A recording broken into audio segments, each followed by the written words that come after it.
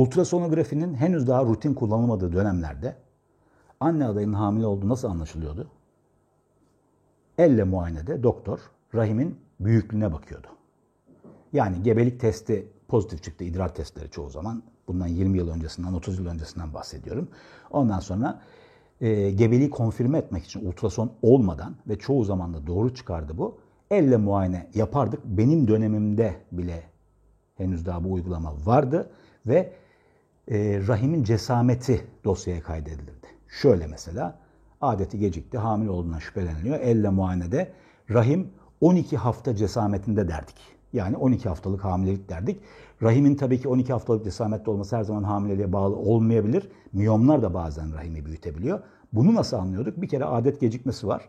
Bir de rahim giderek yumuşayan bir organ olduğu için elimize gelen böyle elle muayenede, çift elle muayenede karından böyle bastırarak elimize gelen rahim boyutlarına ve yumuşaklığına bakardık. Eğer yumuşaksa çok büyük ihtimalle hamilelik var demektir bu. Yani uzun yıllar boyunca, insanlık tarihinin uzun yılları boyunca hamilelik bu şekilde saptanırdı ilk başlarda.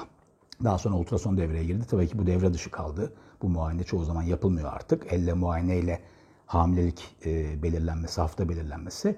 Ama tabii ki anne adayları her zaman vajinal ultrasonografi yapıldığı zaman endişelenir. Acaba düşük olacak mı veya herhangi bir şekilde bebeğe zarar gelecek mi diye. Hayır, öyle bir ihtimal yok. Neden? Çünkü rutin olarak biz vajinal ultrasonografi hemen hemen gebeliklerin %80'inde kullanıyoruz ve kullanılmaya başladığı dönemlerden itibaren herhangi bir şekilde işte düşük risklerinde böyle bir artış falan yok. Düşük riski bundan 30 yıl önce neyse, 40 yıl önce neyse şu anda da öyle. Sadece yalnız şöyle bir nüans var. Tabii ki 30-40 yıl önce anne adaylarının ortalama yaşıyla şimdiki anne adaylarının ortalama yaşı farklı olduğu için daha yüksek şu anda.